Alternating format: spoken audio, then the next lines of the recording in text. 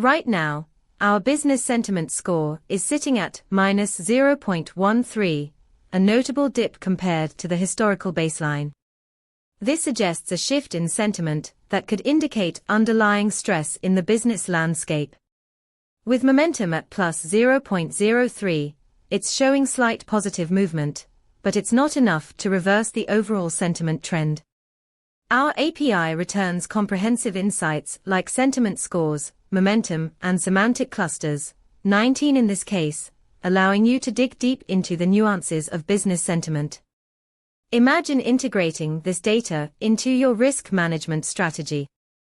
You could analyze sentiment shifts in real time to make informed decisions on investments or operational adjustments. If you want to explore how to leverage this data, head over to pulsebit.lojenterprise.com/docs.